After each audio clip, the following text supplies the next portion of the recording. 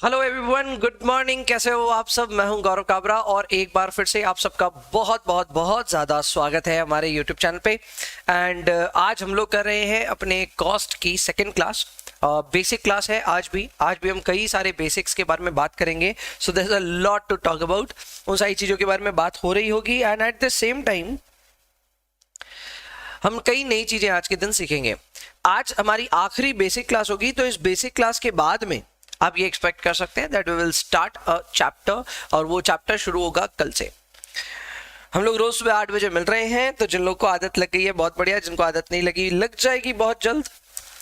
ये बैच हमारा 8 to 10 के स्लॉट पे एंड लाइव एट होम है, रिकॉर्डेड भी है साथ में। Applicable for both November and December examination 2023। Rishikesh is here and Sanskrit is here. बहुत बढ़िया, गुड मॉर्निंग दोस्तों। एंड शुरुआत करेंगे हम लोग आज की क्लास की। लास्ट दिन का बेसिक्स मेरे ख्याल से थोड़ा बहुत याद रहा होगा आपको। एक बार मैं भी देख लेता हूं उसको व्रैप अप करवाने का कुछ चेष्टा।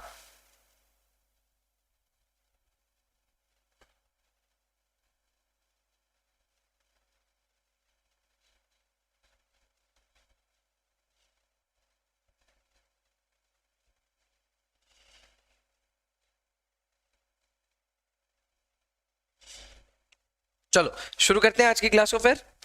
Let's get started.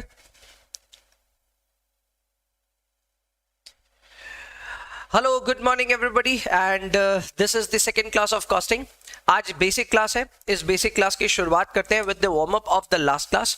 Last class में हमने कुछ छोटे मोटे टॉपिक्स पढ़े थे, आज भी कुछ छोटे मोटे टॉपिक्स और पढ़ने हैं। ये जितने भी टॉपिक्स वैसे हम बेसिक क्लास में कर रहे हैं ना, उसको आपको पढ़ करके ऐसा लग रहा होगा कि यार ये सब यूज कहाँ आने वाला है। यकीन मानिए जगह जगह यूज आने वाला है। इनफैक्ट आज भी जिन बेसिक कॉन्सेप्ट्स के बारे में मैं बात करने वाला हूं, ये पूरे कॉस्टिंग के सिलेबस में फैले हुए हैं एंड इनका एप्लीकेशन कोई वंस या ट्वाइस नहीं है, it's application is almost everywhere. तो ये जो बेसिक कॉन्सेप्ट्स आप सीख रहे हैं, these are I would say the foundational stone when you are building your concepts around costing. And बनिया बनना तो हम लोग शुरू कर ही चुके हैं, तो धीरे धीरे हम बनिया बन रहे हैं। अभी के लिए ध्यान रखिए कि जितने भी हमने कॉन्सेप्ट्स लास्ट दिन पढ़े थे, एक बार 5 मिनट के अंदर मैं उन सारे कॉन्सेप्ट्स को आपको रिकलेक्ट कराना चाहूंगा। And once we have done that we will start off with newer concepts. नए कॉन्सेप्ट्स, नए एग्जांपल्स और बहुत कुछ आज की क्लास में पैक्ड अप है, तो एकदम चार्ज अप हो जाइए आप लोग and let's get started with this class. चलिए शुरुआत करते हैं। सबसे पहले लास्ट दिन जो हमने इंपॉर्टेंट कॉन्सेप्ट्स पढ़े थे, उसमें सबसे पहला जो हमने कॉन्सेप्ट पढ़ा था वो था एसरटेनमेंट of cost.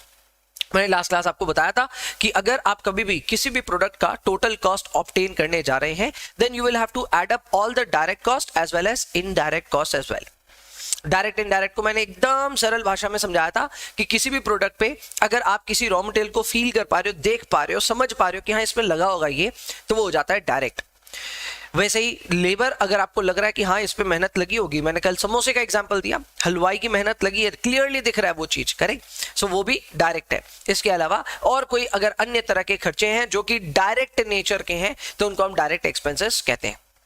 Direct material, direct labour, direct expenses, इन तीनों डायरेक्ट खर्चों को मिला करके हम एक नाम देते हैं, वो नाम है प्राइम कॉस्ट। जी हाँ, सो सारे डायरेक्ट खर्चों को मिला करके एक नाम है और उसे हम कहते हैं प्राइम कॉस्ट।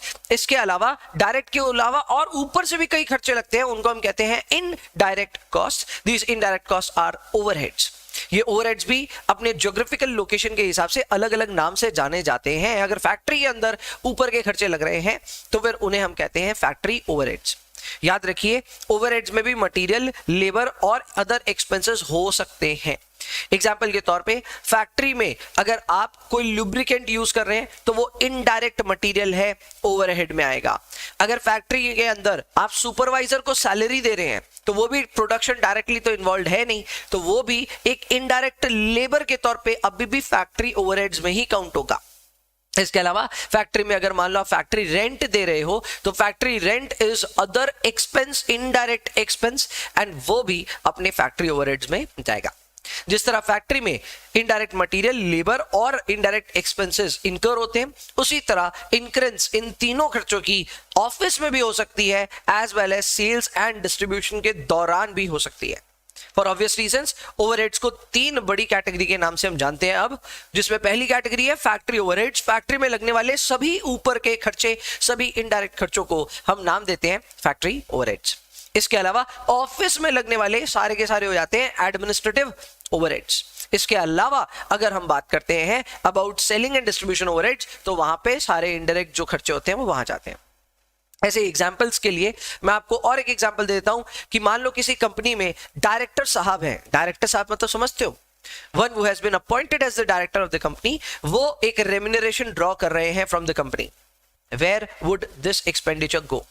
मेरा क्वेश्चन यही है कि अगर आपकी ऑफिस में या जो भी आपके कंपनी में, ठीक है, डायरेक्टर साहब हैं जो कि अपनी रेम्यूनरेशन ड्रॉ कर रहे हैं, आपके हिसाब से ये डायरेक्ट खर्चा है कि इनडायरेक्ट, पहले तो मुझे ये बताएंगे, और उसके बाद में अगर ये डायरेक्ट या इनडायरेक्ट में कुछ है तो कौन सी कैटेगरी के अंदर जाएगा? क्लियर? थोड़ा सोच समझ के जवाब दीजिएगा, चैट में इंतजार रहेगा आपका। सोच समझ के जवाब दीजिएगा प्लीज। वैसे मेरे जो बोलते हैं ना भैया मेरे मुंह से निकल गई है ना, वो वाली मोमेंट हो गया मेरे साथ। मैंने ऑलरेडी इसका आंसर दे दिया वैसे, करेक्ट? हाँ जी, इसका जो आंसर है वो है एडमिनिस्ट्रेटिव ओवरहेड्स। जो डायरेक्टर साहब है वो आकर के खुद तो देखो कोई प्रोडक्ट बनाने से रहे, ठीक है, तो जाहिर सी बात है डायरेक्ट तो ये खर्चे हैं नहीं, है तो इनडायरेक्ट ही। अब इनडायरेक्ट है तो ओवरहेड्स है। अब ओवरहेड्स में बस यही डिसाइड करना है कि फैक्ट्री के अंदर, एडमिनिस्ट्रेटिव के अंदर या सेलिंग एंड डिस्ट्रीब्यूशन के अंदर। तो भाई ना डायरेक्टर साहब जाते हैं फैक्ट्री और ना ही जाते हैं सेल्स के लिए बाइक पे बैठ करके प्रोडक्ट बेचने मार्केट। तो वो तो आते हैं भाई अपनी एकदम मस्त चमचमाती गाड़ी में और जा करके बैठते हैं ऑफिस पे। तो ऐसे में डायरेक्टर साहब की जो सैलरी होगी या जो भी रेम्यूनरेशन होगी that will go to administrative overheads. Clear? बहुत बढ़िया, ऋषिकेश ने ऑलरेडी यही जवाब दिया कि सर ये इनडायरेक्ट है and this would go in the administrative expenses. एकदम परफेक्ट है, एकदम सही है। इसके अलावा व्हाट डू वी हैव? इसके अलावा हम लोगों ने दूसरा पढ़ा था calculation of selling price. Correct? Selling price में मैंने आपको 4 केसेस बताए थे और 4 केस से भी पहले मैंने 2 बड़े केस बताए थे। पहला केस जहां पे profit margin is calculated on cost price, दूसरा था where profit margin is calculated on selling price. काफी आसान है, अगर कॉस्ट प्राइस भी होगा और कॉस्ट आपको पता है तो आपका काम हो गया। बट कई बार ऐसा होता है कि प्रॉफिट कैलकुलेट होता है कॉस्ट पे, ठीक है, लेकिन उसमें सेलिंग प्राइस की इंफॉर्मेशन दी हुई रहती है, जो कि सेकंड एग्जांपल में आप देख रहे हो। यहां पे देखो आपको कॉस्ट नहीं दिया लेकिन प्रॉफिट कॉस्ट पे ही दिया है और सेलिंग प्राइस दिया है। तो ऐसे में क्या करना चाहिए? जिस पे भी प्रॉफिट बेस्ड है, फिर से ध्यान दे लेना, जिस पे भी प्रॉफिट बेस्ड है, अगर वो इंफॉर्मेशन आपके पास सीधे तौर पे नहीं है आप उसको एक्स मानेंगे। यानी इस एग्जांपल में हमने कॉस्ट को माना था एक्स, प्रॉफिट हो गया था 25% ऑफ एक्स, और बाद में इसको हमने इक्वेट किया इन द एग्जांपल और I would say in the equation cost plus profit is equal to selling price. Clear? तो x plus 25% of x is equal to 250 था और हमारे यहाँ पे x का वैल्यू आ गया था। क्लियर? तो ये है एकदम basic understanding as to how your profits will be calculated. यही सेम चीज वापस उस तौर पे भी होती है जहां पे आपका सेल्स पे प्रॉफिट कैलकुलेट हो रहा है। सेल्स दिया हुआ है, बहुत अच्छी बात, नहीं दिया तो क्या करें? सेलिंग प्राइस को आप मान लीजिए x। 100 बात की एक बात है कि आपको किसको x मानना है, ये डिपेंड करता है कि प्रॉफिट किसके ऊपर बेस्ड आउट है। If it is based on cost price then you will assume cost price to be x if not given, and अगर आपका प्रॉफिट दिया हुआ है सेलिंग प्राइस पे तो सेलिंग प्राइस नहीं दिए होने पे आप उसको भी क्या मानेंगे? x। क्लियर? डन? एकदम इजी। जी सर। ओके, इसके अलावा हमने क्लासिफिकेशन ऑफ कॉस्ट पे बात करी। क्लासिफिकेशन ऑफ कॉस्ट पे खूब बढ़िया चर्चा हुई लास्ट क्लास में। आज फिर से इस पे कंटिन्यू होगी चर्चा क्योंकि I have to teach something else as well इसमें। लेकिन हाँ, 3 तरह के बड़े खर्चे हैं जिसको हम ढूंढ सकते हैं, उनका बिहेवियर देख करके, उनकी चाल चलन देख करके हम पहचान सकते हैं कि ये फिक्स है, ये वेरिएबल है या फिर ये सेमी वेरिएबल है। इसकी पहचान करने के लिए मैंने आपको एकदम सीधा एक टेबल दिया था कि वेरिएबल कॉस्ट जो होता है ना वो टोटल में तो उछल कूद मचाता है। अगर आपकी क्वांटिटी लेवल बदलेगी तो उसका अमाउंट बदल जाएगा, लेकिन आप अगर थोड़ा सा एनालिसिस करोगे, थोड़ा सा बस पर यूनिट कैलकुलेशन कर लोगे, then you will find that it's per unit value has not changed at all. यानी सीधी बात कहूं, अगर आप 3 समोसे खरीदोगे, मान लो 30 रुपए लग गए, ठीक है, सिंपल रख रहा हूं, 3 समोसे के 30 रुपए लग गए, तो भाई 5 समोसे लोगे तो 50 लगेंगे ही लगेंगे। सो total cost has change from 30, the cost has become 50। वो तो हो रहा है, लेकिन अगर यहाँ पे आप पर यूनिट कैलकुलेट करोगे तो at 3 samosa level also the per unit cost is 10 rupees, और 5 समोसे के लेवल पे भी आपका पर यूनिट क्या है, 10 रुपीज। सो ऐसे में you can conclude, yes you can conclude that the cost is a variable expenditure. So variable expenditure की पहचान क्या, कि ये टोटल में उछल कूद मचाता है और पर यूनिट पे ये कांस्टेंट रहता है। फिक्स कॉस्ट इससे एग्जैक्ट उल्टा होता है, फिक्स कॉस्ट में टोटल नहीं बदलता लेकिन पर यूनिट बदलता है। क्लियर? ये भी बहुत इजीली आइडेंटिफाई हो जाता है। कभी भी अगर कोई खर्चा यूनिट लेवल बदलने के बावजूद अपनी टोटल वैल्यू चेंज ना होने दे तो उसको समझ लेना कि वो फिक्स्ड कॉस्ट है। इसका एक बहुत अच्छा एग्जांपल हो सकता है रेंट। आपके कितना भी बिजनेस में सेल बढ़ जाए, घट जाए, कुछ भी हो जाए, रेंट चेंज नहीं होता। So even if your unit level has changed significantly, फिर भी आपका रेंट तो देखो उतना ही रहेगा। So the amount will remain unchange, and इसको ढूंढना बहुत आसान है। जैसे ही दिख गया अमाउंट सेम है, वो फिक्स एक्सपेंडिचर है, ढूंढना बहुत ज्यादा आसान है। और अंत में आता है सबसे नटखट, सबसे पाजी, कौन है भाई? ये है semi variable cost. Semi variable cost दरअसल फिक्स कॉस्ट और वेरिएबल कॉस्ट का मिक्सचर होता है। जी हाँ, ये फिक्स और वेरिएबल का मिक्सचर होता है, एंड ये पर यूनिट पे भी वेरिएबल होता है और टोटल पे भी वेरिएबल होता है। आज इनके ऊपर थोड़ी और गहराई से हम लोग बात करेंगे और थोड़ा सा इस पे कॉन्सेप्ट बिल्ड करेंगे, but that will follow in some time. इसके अलावा हमने और क्या पढ़ा था? हमने पढ़ा था इसमें मिसलेनियस कैलकुलेशंस में इक्विवेलेंट प्रोडक्शन। समोसे वाला एग्जांपल सबको याद है, आई थिंक लिखा हुआ भी होगा यहाँ पे, नहीं लिखा हुआ तो नहीं है थैंकफुली, लेकिन मेरा समोसे वाला एग्जांपल सबको याद है।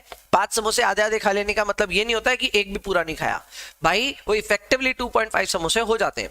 ऐसे ही कभी भी आपसे कोई काम पूछे, कुछ भी पूछे, सो आपको हमेशा इक्विवेलेंट बेसिस पे बताना चाहिए। वो अलग बात है कि हमारे कुछ दोस्तों की जिनकी तैयारी 60-70% हो जाती है, वो फिर भी बोलते हैं क्या भाई अभी तक एक भी सब्जेक्ट नहीं हुआ।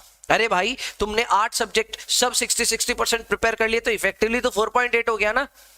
बट दोस्त है यार, दोस्त झूठ नहीं बोलेगा तो कौन बोलेगा? खास करके पढ़ाई के मामले में, पढ़ाई के मामले में कोई सगा नहीं है अपना, है ना? तो झूठ बोलेंगे, बोलेंगे भाई पास हो जाए तो बहुत बड़ी बात है, और लेकर के आते हैं 90।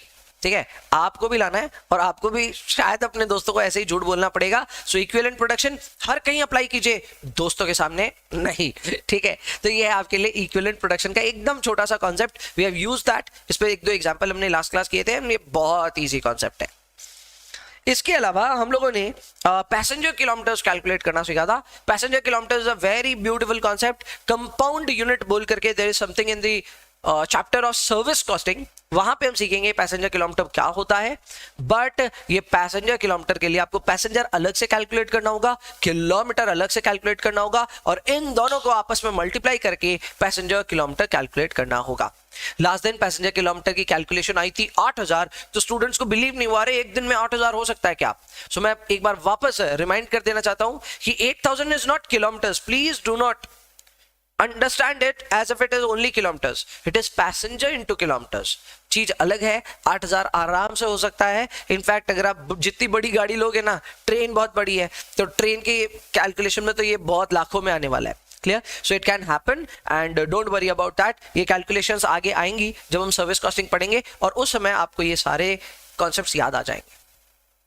तो बस अभी तक के लिए जितने भी कॉन्सेप्ट्स हमने लास्ट दिन पढ़े थे, आई थिंक रैप अप हो चुके हैं। अब नए कॉन्सेप्ट्स बिल्ड करते हैं, और वो नए कॉन्सेप्ट्स कैसे बिल्ड होंगे आप ही शुरुआत करेंगे उसकी। चलिए आ जाइए कॉपी में एंड कॉन्सेप्ट नंबर लिखिए। अच्छा, लास्ट कॉन्सेप्ट नंबर क्या था? लास्ट कॉन्सेप्ट नंबर था 3 ना। चलिए 4 नंबर लिखिए। 4 नंबर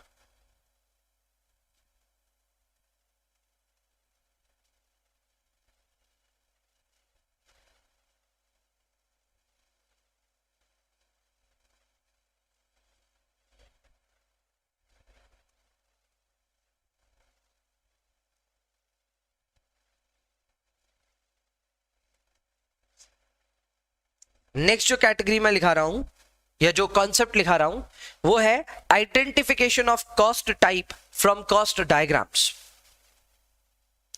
कुछ कॉस्ट डायग्राम्स मैं आपके सामने बनाऊंगा, आपको आइडेंटिफाई करना है कि वो कौन सा खर्चा है।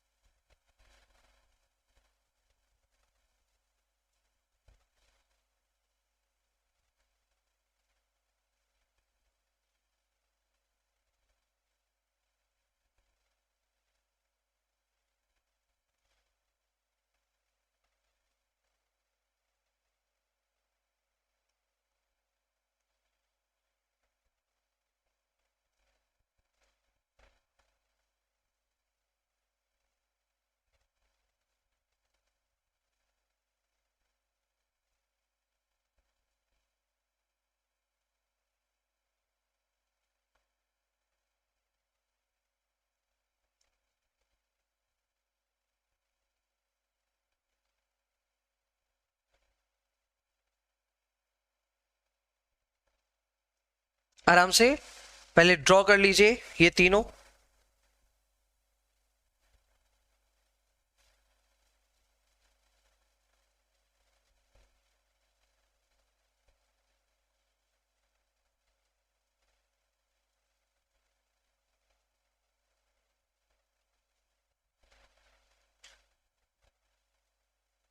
सो यहां पे हम क्वांटिटी और कॉस्ट दोनों को प्लॉट कर रहे हैं और बिहेवियर अलग अलग दिख रहे हैं। ओके, सो यहां पे जवाब भी आ रहे हैं। Students are able to tell me कि कौन सा क्या खर्चा है। सो पहले खर्चे को आइडेंटिफाई किया है एज अ फिक्स्ड कॉस्ट। एकदम सही है। कैसे, मैं समझाता हूं। मान लो आपकी क्वांटिटी लेवल है 1, तो आपका खर्चा है इस लेवल पे, मान लेते हैं ये 100 है। क्वांटिटी लेवल जब 2 होगी तो भी ये खर्चा कितना होगा, 100 ही होगा। क्वांटिटी लेवल जब 3 होगी तो भी ये खर्चा कितना होगा, 100 ही होगा। तो देखा जाए तो ये जो है कॉन्सेप्ट, उसके हिसाब से the cost is not changing even if the quantity level is changing. You can see that, correct, this is a fixed cost. Second वाला है वेरिएबल। देख करके समझ में आ रहा है भैया कैसे? ये सी, सबसे पहले इसकी आइडेंटिफिकेशन देखो कैसे है। इसका स्टार्टिंग पॉइंट है 0, यानी अगर आपकी क्वांटिटी होगी 0 तो आपका खर्चा भी क्या होगा, 0। Typically variable cost.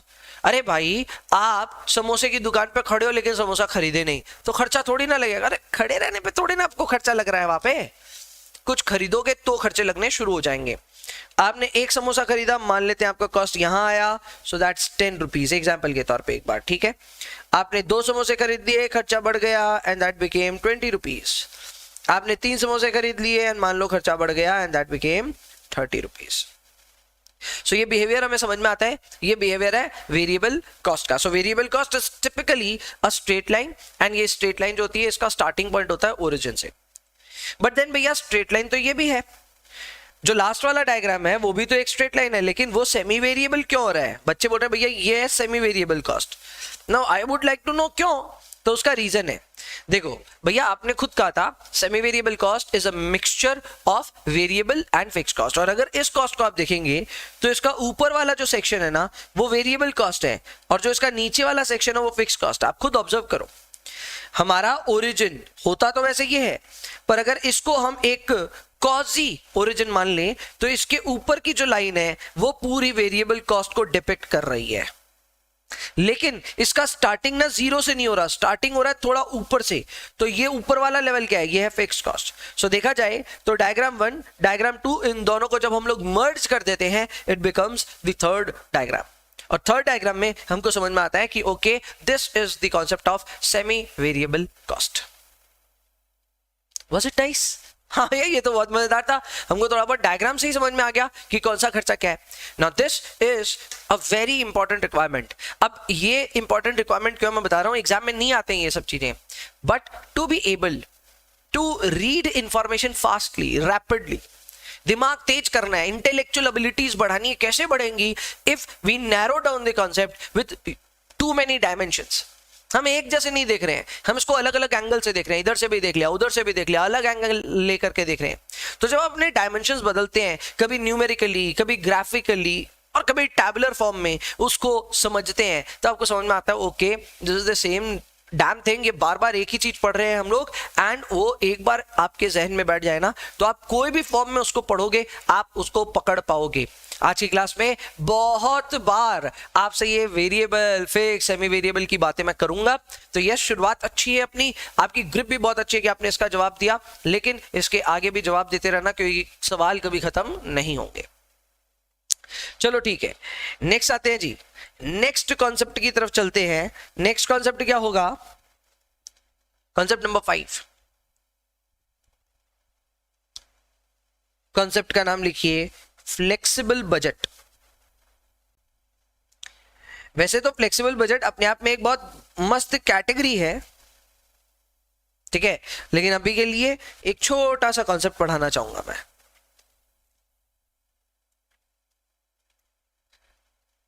Complete the table या complete the flexible budget.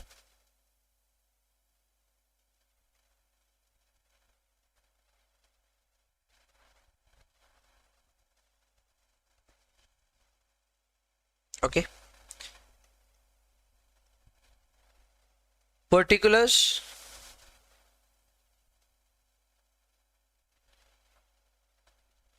units, 400 units, 600 units.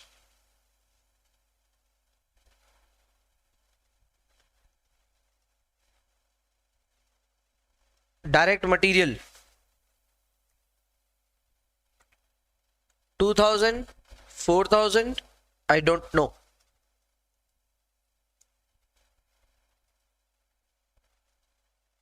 Direct labor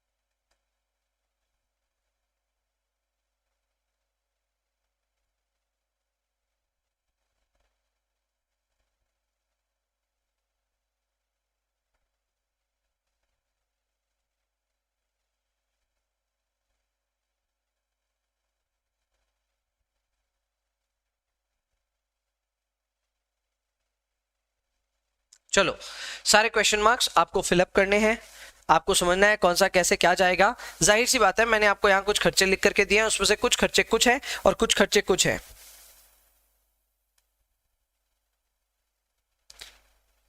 कुछ वेरिएबल हैं, कुछ फिक्स हैं, कुछ सेमी वेरिएबल भी हो सकते हैं। आपको जवाब देना है कौन सा क्या होगा।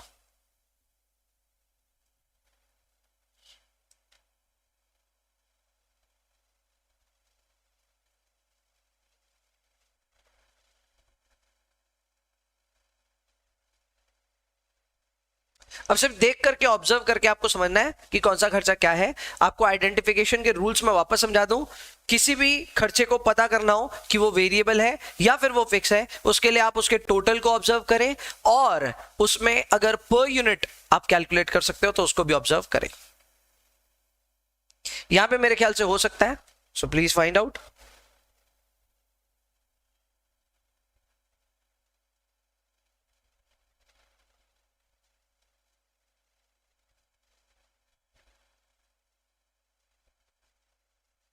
जरा चेष्टा तो करो।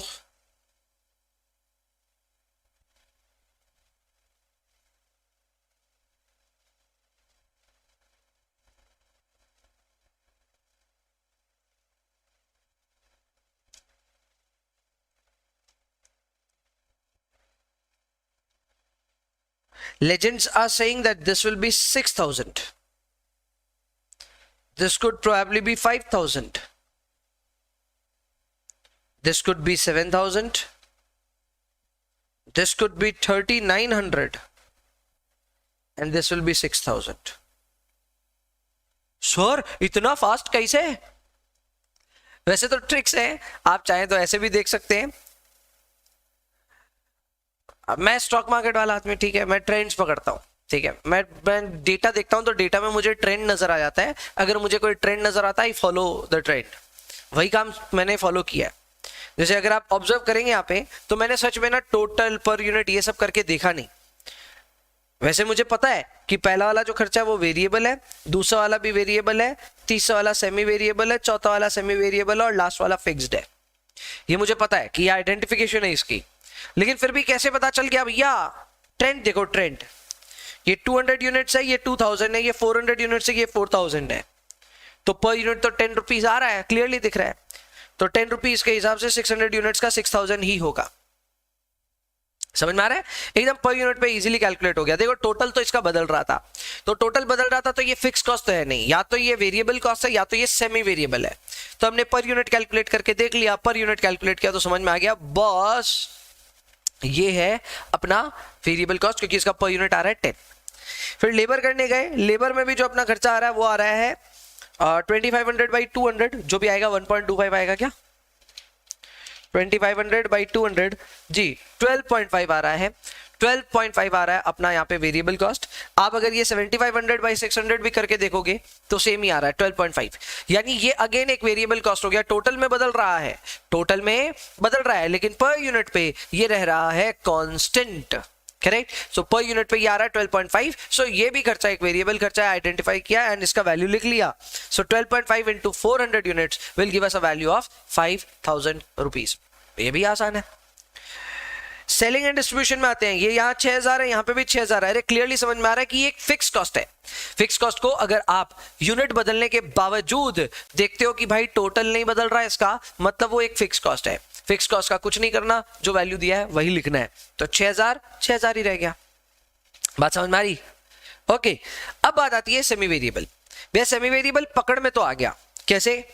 अगर हम यहाँ पे देखें तो टोटल है 3000, यहाँ पे टोटल है 5000, पर अगर हम इनके लिए कैलकुलेशन करने जाए पर यूनिट की, तो पर यूनिट में पहले वाला आ रहा है 3000 बाई 200, तो ये आ रहा है 15 रुपए।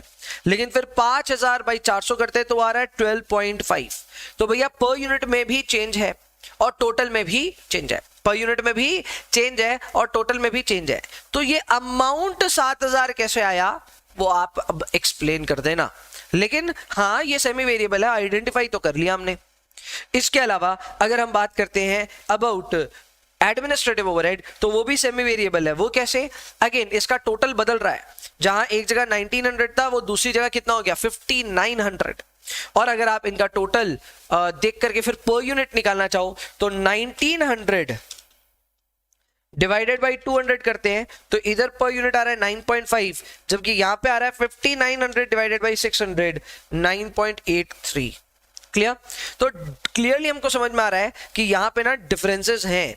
आपका टोटल भी बदल रहा है तो फिर पर यूनिट भी तो बदल रहा है। जब ये दोनों हो रहा है तो उस केस में हम इसको आइडेंटिफाई तो कर लेंगे कि ये सेमी वेरिएबल है, लेकिन ये सेमी वेरिएबल का वैल्यू कहां से पता चलेगा, अभी भी भैया ये क्लियर नहीं है।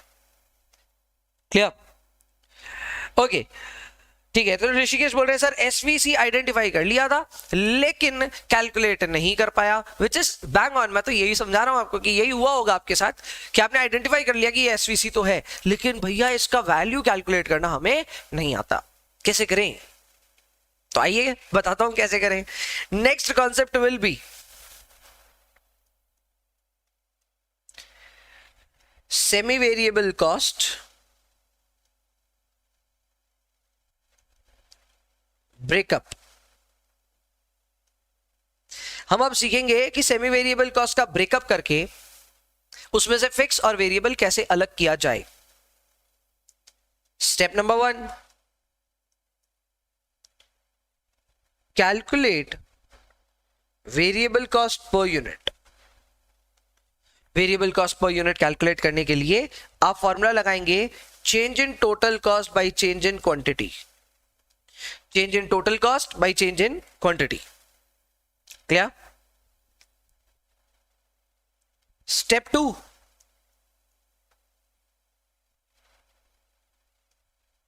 calculate total fixed cost. Total fixed cost is equal to total cost at any level minus variable cost per unit into quantity of same level.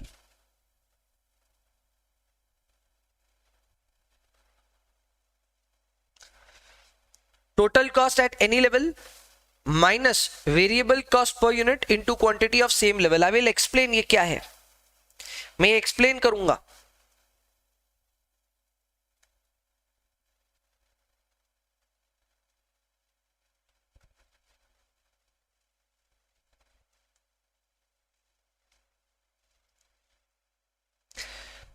ये पहले लिख लो आप, स्टेप 1 स्टेप 2 लिख लो।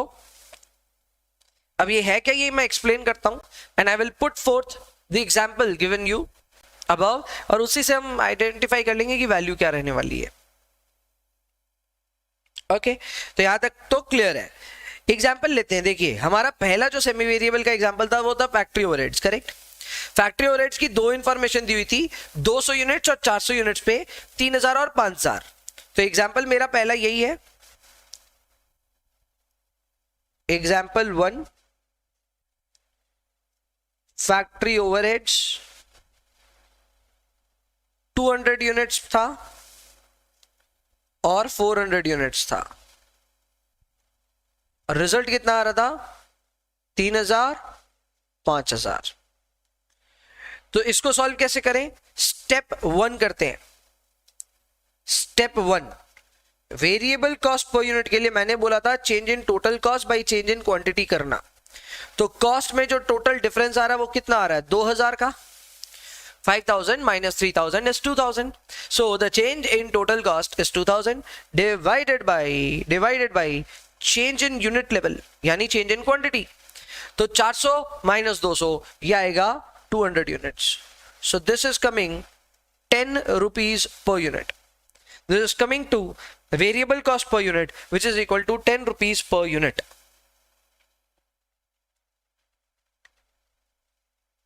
Step 2. अच्छा, ये तो आसान था ना, फॉर्मूला मैंने लिखा दिया था कि वेरिएबल कॉस्ट पर यूनिट अगर आपको ढूंढना है तो आपको फॉर्मूला लगाना होगा change in total cost divided by change in quantity. This is exactly what we did. हमारे पास में दो खर्चे दिए हुए थे, 3000 और 5000। इन दोनों के गैप को लिए वो है 2000 और उसको डिवाइड हमने कर दिया by 200 units which is 400 minus 200। करने के बाद में हमारे पास में ये वैल्यू आ गई which is variable cost per unit is equal to 10 rupees per unit. अब हमको चाहिए TFC। तो TFC के लिए फॉर्मूला होता है TC minus VCPU into quantity. अब समझिएगा जो मैंने लिखाया at any level, at the same level, भाई उसका बात क्या है, उसका मतलब क्या है? इसका मतलब यह है कि आप जिस लेवल को लोगे उसी लेवल पे स्टिक रहना, ठीक है? ऐसे भागना नहीं। आपको 200 लेकर के सॉल्व करना है तो 200 लेके सॉल्व कीजिए, आपको 400 लेके सॉल्व करना है आप 400 लेके कीजिए, पर जिस आप लेवल को फॉलो कर रहे हो उसी लेवल को फॉलो कीजिएगा। जैसे एग्जांपल के तौर पे अगर मैं इस लेवल को फॉलो करता हूं विच इज माई लेवल 1, तो यहां पे मेरा टोटल कॉस्ट कितना है? 3000 रुपए। मेरा वेरिएबल कॉस्ट पर यूनिट कितना आया था? 10 रुपीज। और मेरा क्वांटिटी लेवल क्या है? 200, यानी 3000 माइनस 2000 रिजल्ट आया 1000। समझे क्या हुआ? हमने अपने टोटल कॉस्ट में से माइनस कर दिया वेरिएबल कॉस्ट। वेरिएबल कॉस्ट कैसे आया? बहुत सिंपल, क्वांटिटी ली और उससे हमने अपने वेरिएबल कॉस्ट पर यूनिट को मल्टीप्लाई कर दिया। क्वांटिटी लिया, वेरिएबल कॉस्ट पर यूनिट को मल्टीप्लाई किया, टोटल वेरिएबल कॉस्ट आ गया। और आपको पहले से पता है कि सेमी वेरिएबल कॉस्ट में दो कॉस्ट होते हैं, एक होता है फिक्स, एक होता है वेरिएबल। तो अगर मैं टोटल कॉस्ट में से वेरिएबल हटा दूं तो फिक्स ही बचेगा ना हमारे पास। फिक्स का वैल्यू है 1000। आपके माइंड में अगर ये आ रहा है कि भैया अगर मैंने दूसरा कर लिया होता तो मेरा क्या रिजल्ट अलग आता? नहीं, रिजल्ट अलग नहीं आता। अगर आप 5000 लेवल लेकर के करते तो भी आपको 10 इंटू फिर अंदर क्या करना पड़ता? 400, क्योंकि क्वांटिटी इसी की लेनी है, जिसका अमाउंट उसी की क्वांटिटी। तो वो अगर हम करते तो it would have been 5000 minus 4000 and this would have been 1000 again. So आप चाहे जो कर लो, आप चाहे जो कर लो, रिजल्ट तो बाबा यही आएगा, 1000 रुपीज।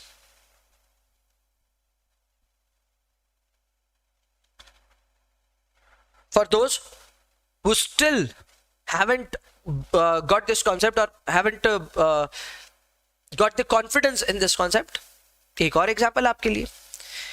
अब की बार जो एग्जाम्पल लेंगे वो लेंगे एडमिनिस्ट्रेटिव ओवरहेड्स का, और उसका क्या है वैल्यू लिख लीजिए। एग्जाम्पल 2, ये है एडमिनिस्ट्रेटिव ओवरहेड्स, 200 यूनिट्स पे दिया हुआ है और 400 यूनिट्स पे दिया हुआ है, करेक्ट? 200 पे खर्चा दिया हुआ है 1900 और 600 पे दिया हुआ था 5900। So how do we solve this? Very easy. Step 1. Step 1 में क्या करना है? Variable cost per unit. Again the same formula, change in TC by change in quantity. So the TC is changing by 4000, the quantity is changing by 400. Again 10 rupees per unit. And then we have step 2 here. TFC is equal to TC minus VCPU into quantity. कोई को भी लेकर के आप solve कर सकते हैं इसको, मैं दोनों से ही करके दिखा रहा हूं, इसका तो ये नहीं एग्जाम में आपको दोनों करने हैं, कोई भी एक लेकर के कर सकते हैं। So I am taking 1900, I will take 10 into 200, correct. So this is coming to minus 100। Interesting, plus के जगह ये क्या आ रहा है, माइनस 100, क्लियर। एंड अगर मैं इसको 5900 से कर लूं, then this would be 10 into 600 and this would be also minus 100। यानी फिक्स्ड खर्चा नहीं है, उल्टा फिक्स्ड इनकम है यहाँ पे बंधा हुआ, ठीक है। There is a negative cost here, so negative cost is actually a benefit, is actually a benefit. अब इसमें एक ही चीज जो आपको और फर्दर सीखनी है वो यही है कि अब यहां आपको 400 यूनिट्स के लिए पूछा था कि बताओ अमाउंट क्या होगा, यही तो बात है। हमने आइडेंटिफाई कर लिया कि हमारा वेरिएबल कॉस्ट है 10 रुपीज पर यूनिट, हमने ये भी आइडेंटिफाई कर लिया कि हमारा फिक्स कॉस्ट है 100 माइनस में। तो भैया 4000 कैसे कैलकुलेट होगा, वेरी सिंपल, एट 400 यूनिट्स आपका वेरिएबल कॉस्ट क्या हो जाएगा, your variable cost will be variable cost per unit into quantity, so that will be 10 rupees into 400, so that will be 4000। और वेरिएबल कॉस्ट के बाद में आपका यहां पे फिक्स कॉस्ट क्या होगा भैया, सिंपल माइनस 100।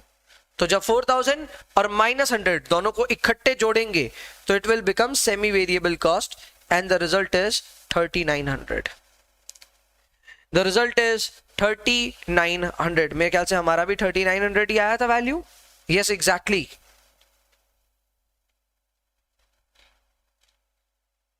क्लियर। ऊपर वाले केस में भी अगर आप कैलकुलेट करना चाहते हैं 600 यूनिट्स पे, तो उस पे आएगा 600 इंटू 10 प्लस 1000, यानी ये हो गया वेरिएबल कॉस्ट, ये हो गया फिक्स कॉस्ट, दोनों को जोड़े तो क्या आ जाएगा, semi variable cost, and the result is 7000, and the result is 7000।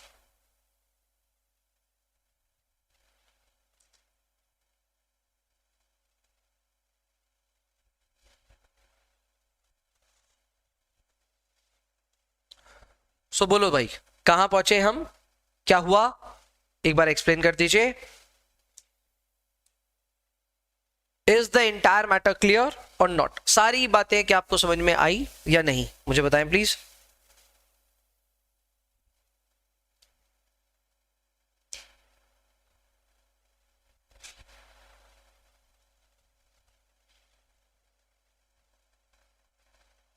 एक बार और, ओके एकदम perfect.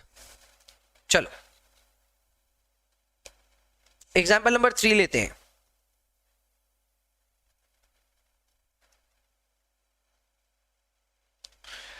There is some cost at 100 units and the cost is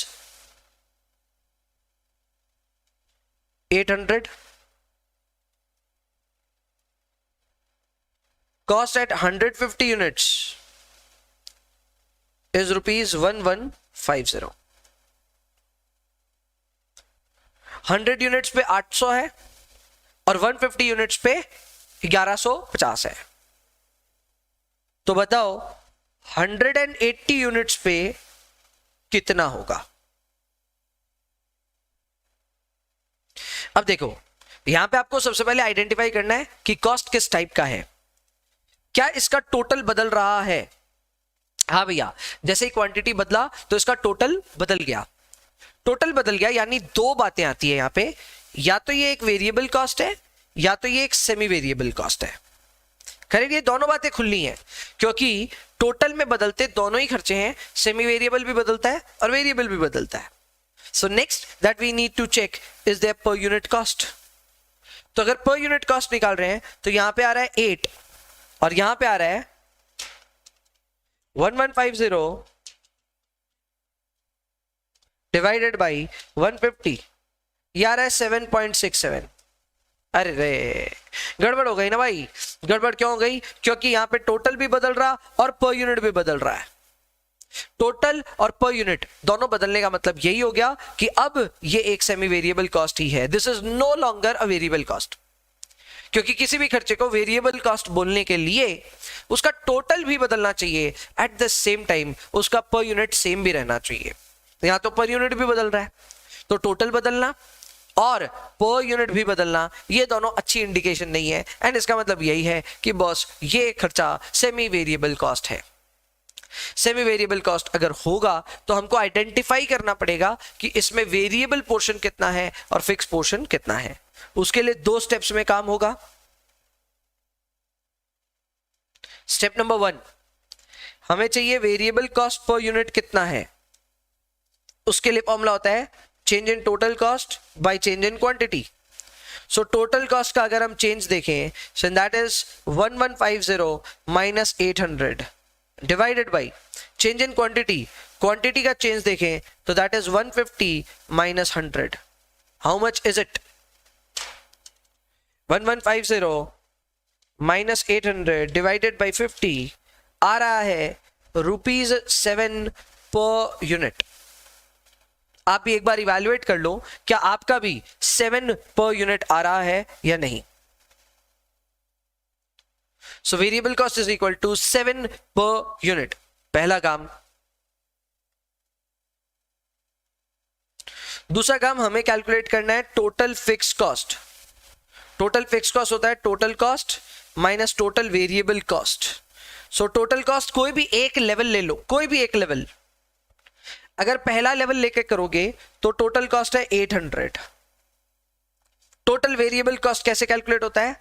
उसके लिए हम करते हैं variable cost per unit into quantity. तो वेरिएबल कॉस्ट पर यूनिट है 7, क्वांटिटी 100 होगा। सो यहां पे रिजल्ट आ रहा है 100 रुपीज का। अगर आप यही चीज दूसरे वाले नंबर के साथ करना चाहते हो तो वहां पे भी पॉसिबल है। 1150 माइनस 7 इंटू 150, ये भी 100 ही आ रहा है। क्लियर? सो क्लियरली हमें 2 चीजें मिल गई, वेरिएबल कॉस्ट पर यूनिट आ गया 7 पर यूनिट, और अपना 100 रुपया आ चुका है टोटल फिक्स कॉस्ट। मैं फिर से बता दूं, टोटल फिक्स कॉस्ट आपको दोनों लेवल पे कैलकुलेट करने की कोई जरूरत नहीं है, you can just calculate it once, आपका जो रिजल्ट आएगा वो पक्का है। अब मेरी बात समझो, आपको ये पता चल गया आपका वेरिएबल कॉस्ट पर यूनिट क्या, आपको ये भी पता चल गया आपका टोटल फिक्स कॉस्ट क्या है। आपसे पूछा जा रहा है कि 180 यूनिट्स पे टोटल खर्चा बताएं। तो समझो मेरी बात, अगर हम 180 यूनिट्स बनाने जाएं तो जाहिर सी बात है 2 खर्चे लगेंगे। एक खर्चा लगेगा जिसे हम कहते हैं वेरिएबल कॉस्ट, और एक खर्चा लगेगा fixed cost. Fix cost is easy, क्योंकि अगर कोई खर्चा फिक्स है तो वो तो regardless of your activity level वो उतना ही लगेगा जितना लगता है। यानी पहले भी 100 लग रहा था, अभी भी 100 ही लगेगा। So the fix cost is fixed at 100 rupees, not a problem at all. Sir variable cost कैसे निकलेगा? तो वेरिएबल कॉस्ट के लिए तो देखो फॉर्मूला होता है total variable cost is equal two variable cost per unit into quantity level. तो अपना वेरिएबल कॉस्ट कितना आया हुआ है 7 रुपीज, एंड क्वांटिटी कितना है 180। So this will be 7 into 180 ₹1260। Don't get excited, हमें चाहिए 180 यूनिट्स पे दोनों खर्चे, यानी दोनों को मिला करके सेमी वेरिएबल कॉस्ट कितना होगा। सो दैट विल बी 1260 प्लस 100, यानी कि the result will be 1360। So the final result would be 1360.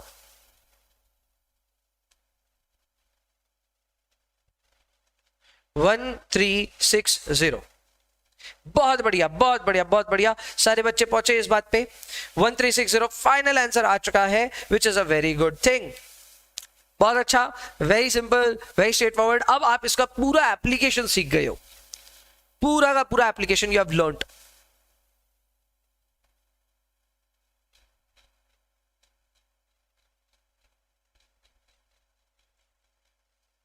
एक आखिरी एग्जाम्पल प्रैक्टिस करते हैं, फिर से एक फ्लेक्सिबल बजट बनवा देता हूं, एंड मैं देखना चाहता हूं कि कौन कौन इसको कंप्लीट कर पाएगा।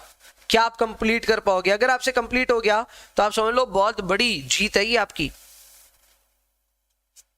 Example again on flexible budget.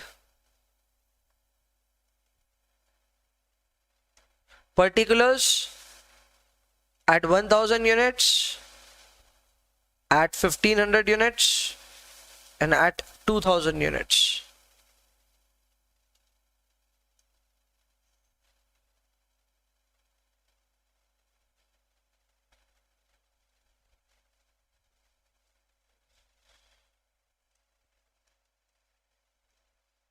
Cost 1, cost 2, cost 3, cost 4, cost 5.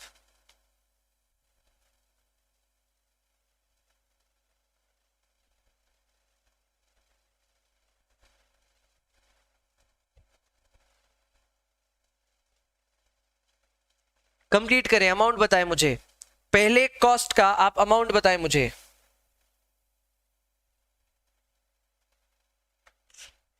$1000 पे 10,000 है, 1500 पे भी 10,000 है. अच्छा, तो 2000 पे कितना होगा भाई? चैट में बताते जाएं, एक एक करके पूछूंगा मैं सारा. 10,000 ही होगा. परफेक्ट, एकदम सही. बच्चे बोल रहे हैं भैया 10,000 ही होगा. खर्चा किस टाइप का है भाई? फिक्स खर्चा है. बट बहुत बढ़िया, बहुत बढ़िया. उनको पहले से पता था कि मैं क्या पूछने वाला हूं. जवाब आ ही गया भैया, ये फिक्स कॉस्ट है. ठीक है, दूसरे कॉस्ट की बात करते हैं.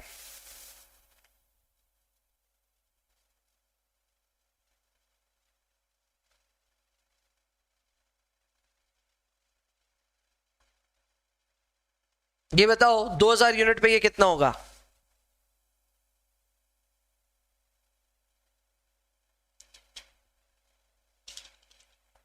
टोटल में बदल रहा है. पहले बता देता हूं, देखो टोटल में बदल रहा है. अब ये या तो वेरिएबल है या सेमी वेरिएबल है. आप चेक करो ये क्या है.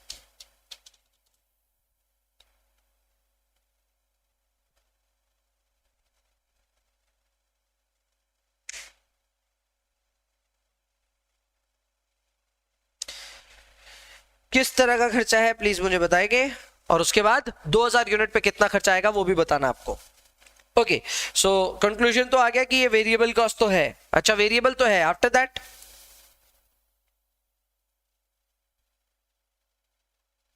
An amount at 30,000. अच्छा, अब ये कैसे हुआ? सिंपल है. आप इसका पर यूनिट कैलकुलेट करो, 15 आ रहा है. इसका भी पर यूनिट 15 ही आ रहा है. तो जब दोनों का वेरिएबल कॉस्ट पर यूनिट आ रहा है 15-15, तो ये वेरिएबल कॉस्ट तो हो गया. क्लियर है. टोटल में बदल रहा है, पर यूनिट पे सेम रह रहा है. तो आपको इधर अमाउंट कैसे पता चलेगी? 2000 यूनिट्स ऑलरेडी है, इस पे 15 मल्टीप्लाई कर दो. 2000 यूनिट्स ऑलरेडी है, उस पे 15 मल्टीप्लाई कर दो. Quantity into variable cost per unit will give you your total variable cost. The result is 30,000. Is it understood और नॉट? तीसरा खर्चा.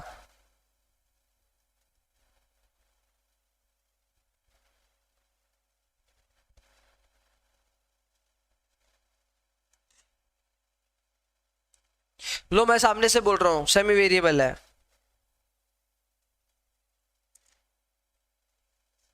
मैं सामने से बोल रहा हूं सेमी वेरिएबल है. 2000 यूनिट पे कितना होगा बताओ. और यही लास्ट होगा. इसके बाद दो और करने की जरूरत ही नहीं पड़ेगी.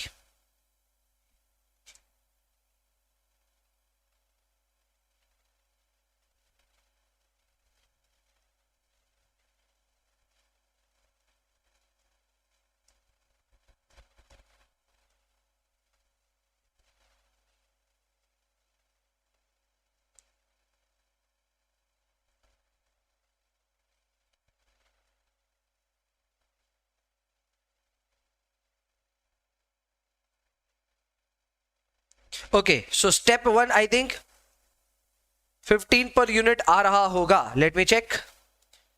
स्टेप 1 के हिसाब से we need to take change in total cost 7500 by change in quantity 500. Okay, तो 7500 बाय 500 इज 15. बैंग ऑन, एकदम सही है. स्टेप 1 में जो 15 रुपीज पर यूनिट आया वो एकदम सही है.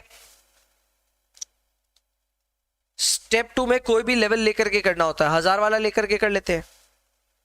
सो total cost is 25,000 minus variable cost के लिए 1000 into 15. So that will be 10,000. So fix cost is equal to 10,000। आप चाहें तो इसको 1500 वाले लेवल पे भी कैलकुलेट कर सकते हैं। Total cost is 32,500 minus 1500 units priced eight 15 rupees, ये भी 10,000 आ रहा है। So we can conclude that the variable cost per unit is equal to 15 and fixed cost is equal to 10,000. Can you tell me what will be the value of this amount? इस amount का value बताना पड़ेगा जी। Variable cost per unit तो आ गया 15 रुपए करके, fix cost आ गया 10,000। क्या आप मुझे बता सकते हैं कि यहां पे कितना आएगा अपना टोटल कॉस्ट?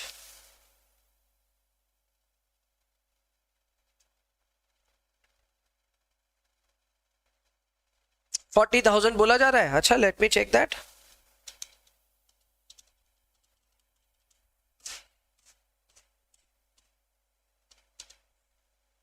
गुड, 40,000 तो करेक्ट जवाब है। 40 तक पहुंचने वालों कैसे पहुंचे?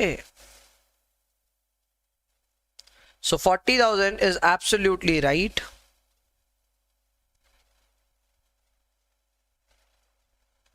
ये कैसे आया?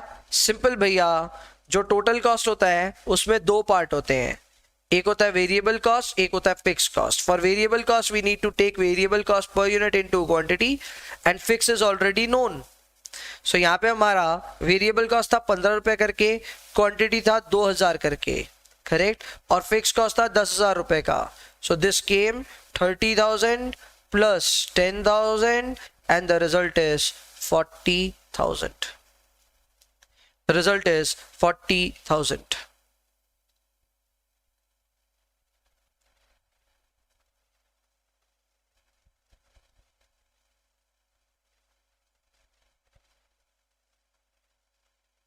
$30,000 plus 10,000 is equal to 40,000. Simple था, बस सिंपल ही लगना चाहिए।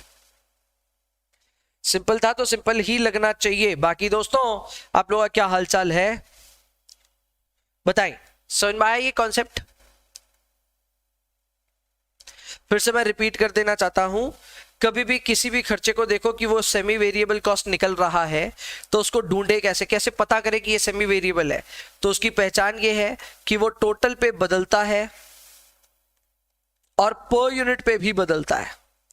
टोटल पे भी बदलता है और पर यूनिट पे भी बदलता है। अगर कोई खर्चे ऐसे हो जो ऐसे देख करके ही समझ में आ रहा है कि ये ना टोटल का सगा है ना ये पर यूनिट का सगा है, तो वो सेमी वेरिएबल है।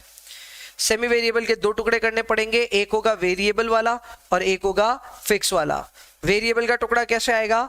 उसके लिए हम लोग को करना पड़ेगा VCPU, और वो होता है change in TC by change in quantity. और फिर फिक्स कॉस्ट कैसे आएगा? TFC का फॉर्मूला होगा total cost minus TVC, correct, total cost minus TVC, जिसमें टोटल कॉस्ट तो टोटल कॉस्ट ही रहेगा, TVC का फॉर्मूला हो जाएगा variable cost per unit into quantity. और जो लेवल लोगे वही लेवल लेकर के सॉल्व करना, आपका रिजल्ट आ जाएगा both for variable cost per unit and total fixed cost.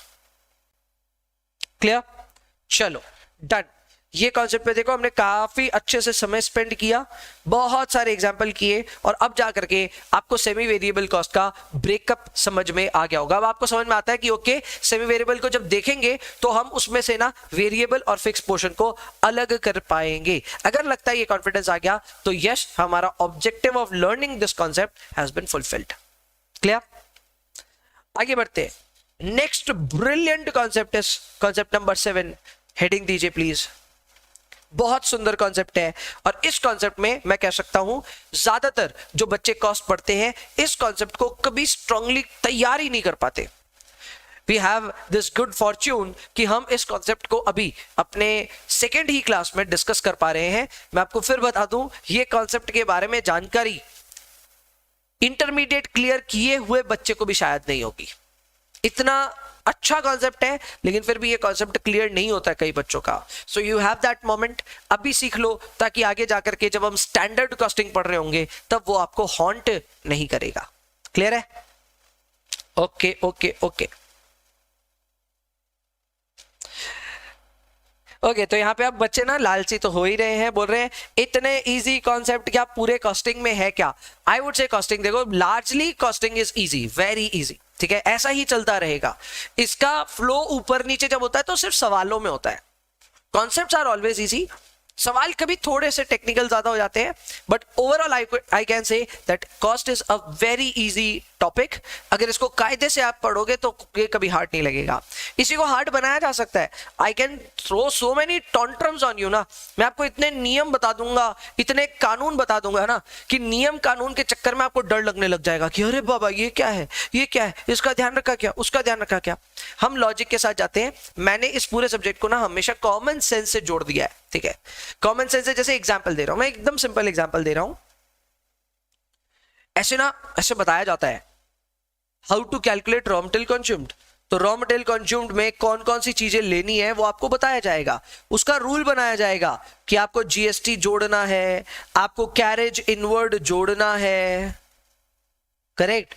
और आपका अगर कोई कंटेनर का कॉस्ट है जो नॉन रिटर्नेबल है उसको भी जोड़ना है।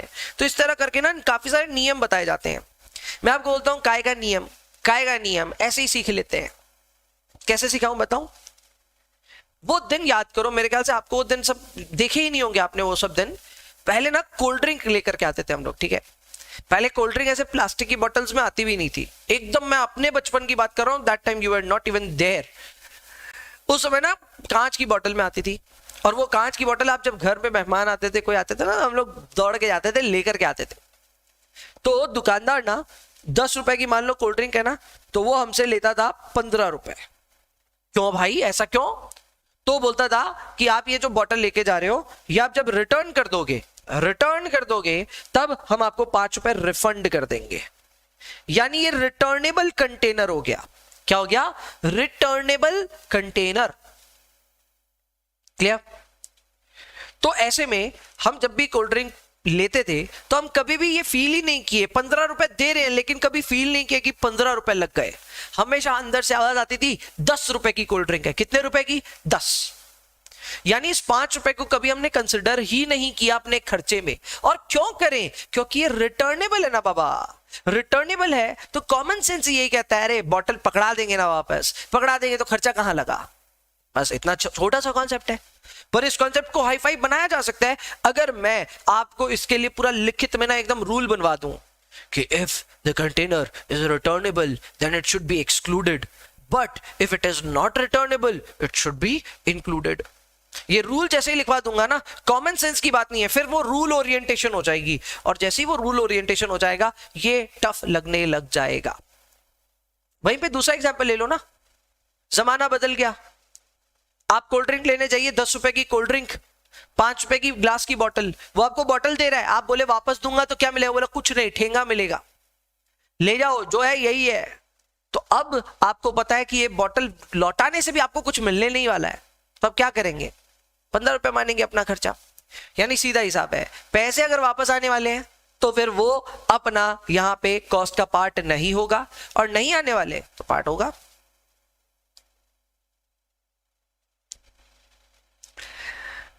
यही सेम चीज आप देखो ना यार, हम मूवी की जब बुक करते हैं, मूवी बुक करी 350 रुपए की टिकट, लेकिन 50 रुपए का हाथों हाथ कैशबैक आ गया, हाथों हाथ बैंक में ही आ गया, तो कभी भी उसको 350 रुपए की टिकट बोले हैं क्या?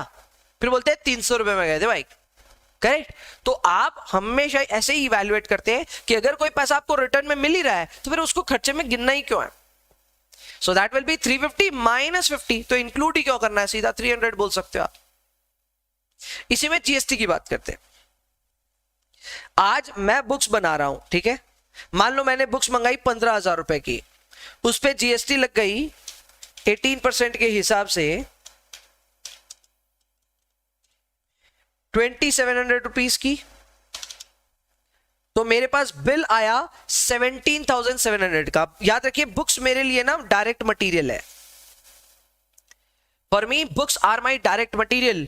तो ये डायरेक्ट मटेरियल में जीएसटी लग के आया है, क्या मैं इसको अपना खर्चा गिनूं कि नहीं? जवाब एक ही बात में, इतनी सिंपल सी बात में है कि इसका क्या क्रेडिट मिल जाएगा क्या, क्योंकि मैं जीएसटी में रजिस्टर्ड हूं। तो फिर जाहिर सी बात है मेरे को इसका क्रेडिट मिल जाएगा, मेरे को जितना जीएसटी सरकार को चुकाना है उसमें ये एडजस्ट हो जाएगा। आमतौर पे आप लोग के लिए ये नहीं होता है, आप लोग की फीस में जीएसटी कंपोनेंट जो है आप उसको क्लेम नहीं कर सकते। आप किससे क्लेम कीजिएगा? आपको चार्ज कर दिया गया, आपने पे कर दिया, and now you can not avail that credit because you are the end consumer. But I am a businessman, for me anything that I spend on, उस पर जो भी जीएसटी कंपोनेंट होगा अगर वो एलिजिबल होगा तो मेरे को उसका इनपुट मिल जाएगा, जो कि इस केस में मिलेगा। तो भाई जब मिलेगा ही तो मैं क्यों अपना मटेरियल का खर्चा 17,700 पकड़ूं? I will consider my material cost to be only 15,000 rupees. Have you got it or not? Correct, एकदम बेस्ट है ये एकदम सिंपल है। 15,000 और 2,700, ये पूरा कॉन्सेप्ट समझ में आ गया कि अच्छा मान लो अगर यही किताबें मैं मंगवाता नॉट एज अ बिजनेसमैन, एक नॉर्मल कंज्यूमर के तौर पे किताबें पढ़ने के लिए मंगवा ली आपने, किताबें Amazon से मंगवा ली, 15,000 की किताबें मंगा ली जिसपे 2,700 रुपए 2,700 का जीएसटी लग के आया। अब आपके पास क्या ऑप्शन? कोई ऑप्शन नहीं है। इस 2,700 को आप क्रेडिट ले ही नहीं सकते। जब ले ही नहीं सकते क्रेडिट तो मेरा खर्चा है भाई, हम गिनेंगे इसको। एंड यही रीजन है कि हम जब भी कोई भी शॉपिंग करते हैं उस पर जीएसटी लग के आता है। आप खुद सोचो, रेस्टोरेंट में बैठते हैं, रेस्टोरेंट में 1,000 रुपए का खाना खाया, 5% जीएसटी लगा, 1,050 का बिल आया। कभी बोलते हो बाहर जाकर के 1,000 का खाना खाया, 50 रुपए सरकार को दिए? अरे थोड़ी ना ऐसे बोलते हैं, सीधा ये बोलते हैं 1,050 का खाना खाया। क्लियर? तो अगर क्रेडिट मिलेगा तो खर्चा मत गिनो, और अगर क्रेडिट नहीं मिलेगा तो खर्चा गिनो। है एकदम कॉमन सेंस। इसका भी रूल लिखाया जा सकता है, if GST charged is eligible for input tax credit then in that case exclude, if not eligible for input tax credit exclude, sorry include. समझे? तो नियम लिखाया जा सकता है, उसका कोई मतलब नहीं है। क्लियर है क्या? तो ऐसे कोई भी नियम मैं लिखाना ही नहीं चाह रहा, बस सिंपल रखना चाह रहे। कैरेज इनवर्ड एकदम बेसिक चीज। आज किताबें मंगाई, इस पे 200 रुपए अगले ने डिलीवरी चार्ज ले लिया, मान लेते हैं, तो मेरा जो फाइनल बिल है वो आया 17,900। मान लेते हैं जीएसटी भी ना मैं रजिस्टर्ड नहीं हूं, तो मेरे को ये जीएसटी भी गिनना पड़ेगा और ये कैरेज भी तो गिनना पड़ेगा। भाई मेरे द्वार तक पहुंचने में ये खर्चा लग गया। नाउ अगेन ये भी आपके साथ रोज होता है। आपने कुछ पसंद किया Amazon पे या फ्लिपकार्ट पे, कहीं पे भी, और उसमें 50 रुपए की डिलीवरी लग रही है, तो 50 रुपए गिनते हो कि नहीं गिनते हो? जोमेटो से खाना मंगाया, 30 रुपए की डिलीवरी लग गई, गिनते हो कि नहीं गिनते हो? भैया गिनते हैं, एकदम सीधी सी बात है, गिनेंगे ही गिनेंगे। So carriage inward has to be included in that. मैं एक और एग्जांपल देता हूं, ये अब आप एकदम ना ठेस लगेगी, दिल पे ठेस लगेगी। सपोज करो आपने गौरव काबरा का कोर्स बुक कर लिया, एड्यूटर्स की वेबसाइट पे गए और आपने मेरा कोर्स बुक कर लिया। आपने मान लो 6,000 रुपए का एक कोर्स बुक किया, उसमें लिखा हुआ है hard copy will be supplied to you. ठीक है, आपको हार्ड कॉपी हमने भिजवा दी, हार्ड कॉपी आ गई आपके पास, आप खुश हो गए, अरे वाह क्या है। कुरियर बॉय बोलता है 300 रुपए दीजिए। हाँ बोलते अरे, बोला हाँ, ये जो कुरियर सर्विस है ना उसमें भी ऐसा सिस्टम होता है कि जो रेसिपिएंट है उसको पैसे देने पड़ेंगे, और आपसे मान लो कुरियर वाला 300 रुपए और ले लिया। अब आपको इस कोर्स का एक्चुअल कॉस्ट क्या फील हो रहा है? आपको नहीं लग रहा कि भैया बहुत अच्छी स्कीम है, वेरी चालाक ब्रो, वेरी चालाक, 6,000 बोल के 6,300 रुपए ले लिए गए? क्यों, कैसे? भैया 6,000 तो हमने कोर्स के बुक किए ऑनलाइन, और ऊपर से 300 कैरेज के भी तो लग गए हमारे। तो भाई जो खर्चा मेरा लग गया चीज पहुंचने तक, वो सब मैं गिनने वाला हूं। मेरे को कोई भी पूछेगा कि गौरव सर का फीस क्या है, तो हम बोलेंगे 6,300 ना कि 6,000। कॉन्सेप्ट समझ में आ रहा है? क्लियर? तो इस पे पूरा आपको कैरेज इनवर्ड गिनना पड़ता है। ये एकदम सिंपल कॉमन सेंस है। नियम लिखवा दूंगा तो यही हार्ड हो जाएगा, और नई नियम लिखा रहा हूं, ऐसे ही समझा रहा हूं तो ये इजी है। क्लियर क्या? परफेक्ट, एकदम परफेक्ट है। आगे बढ़ते हैं। कॉन्सेप्ट नंबर 7 शुरू करने वाला था, नहीं कर पाया, अब करते हैं कॉन्सेप्ट नंबर 7 शुरू। Concept number 7 is, I believe, one of the greatest concept that you can build on. Please इसकी heading लिखिए, budgeted cost versus standard cost versus actual cost.